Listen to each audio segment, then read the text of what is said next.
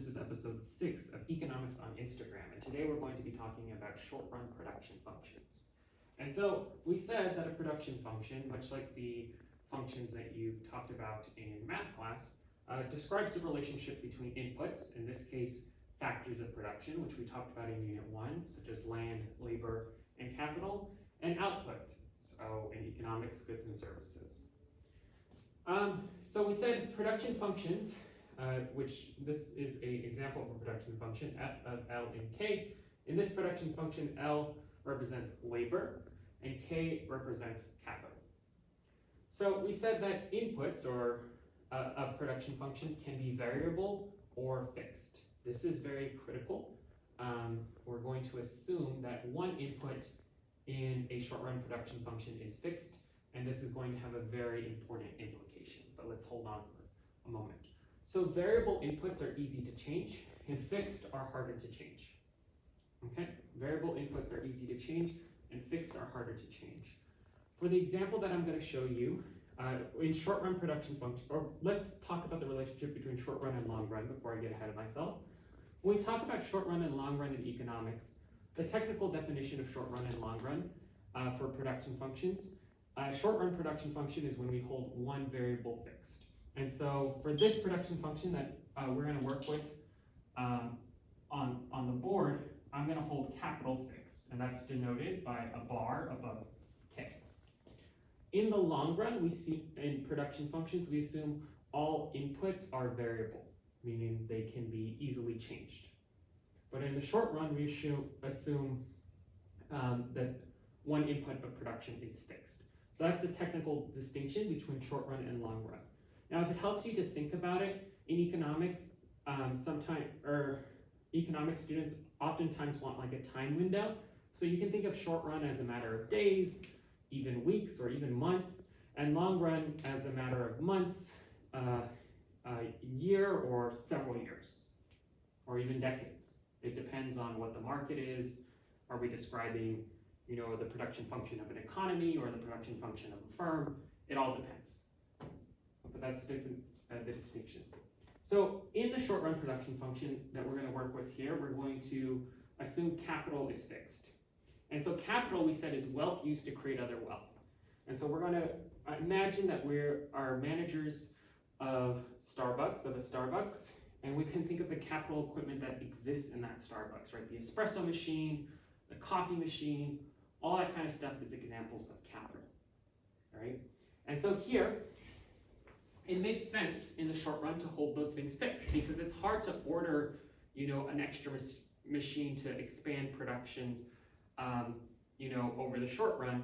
But labor, you can fire employees, unfortunately, very easily, or you can reduce their work hours relatively easily of baristas and stuff like that. So labor is more variable in the short run in this production function than capital.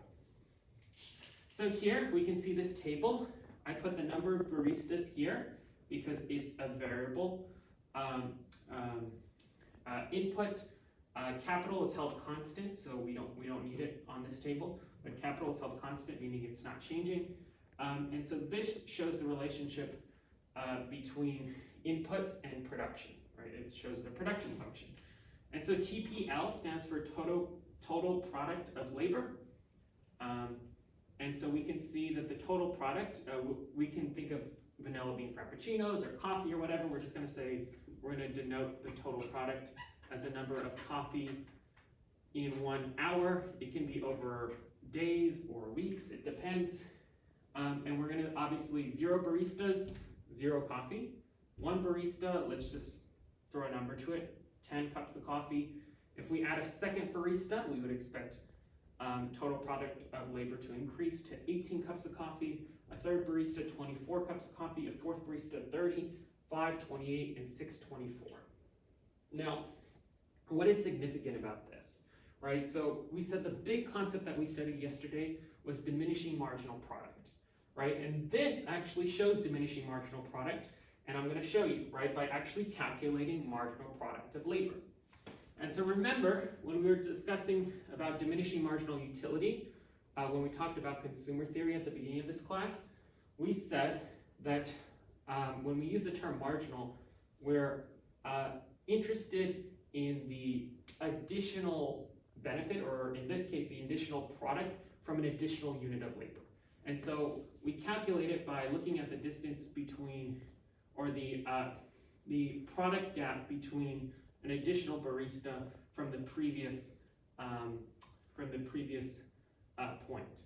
So the second barista, so 18 minus 10 is going to be 8. 24 minus 18 is 6. 30 minus 24 is 6. 28 minus 30 is -2. And then 24, that is -4. So we actually have negative marginal product of labor at some point. And right away, we see diminishing marginal product. Right? This is a phenomenon that exists in most short-run production functions where we hold one unit of input fixed. We should expect diminishing marginal product, which is exactly what we see here. Diminishing marginal product doesn't necessarily have to kick in right away. We can expect maybe the second barista, they work really well together, and actually total product of labor more than doubles, but eventually we would expect it to kick in a short-run production function. Now, I'm not going to calculate average product of labor here because I want this video to be short, but average product of labor, you just take total product of labor divided by the number of baristas. Okay, so now I'm going to graph them, and we can see on the y-axis I put the number of coffees in 1 hour, or the product. On the x-axis I put the number of baristas. So I'm going to graph the total product labor curve. So 1 to 10, 2, 18 somewhere here, 3, 24, 4, 3, 24, 4, 30, 430, 5, that's where we get negative marginal product, and 6, 24. See, this is your total product of labor curve.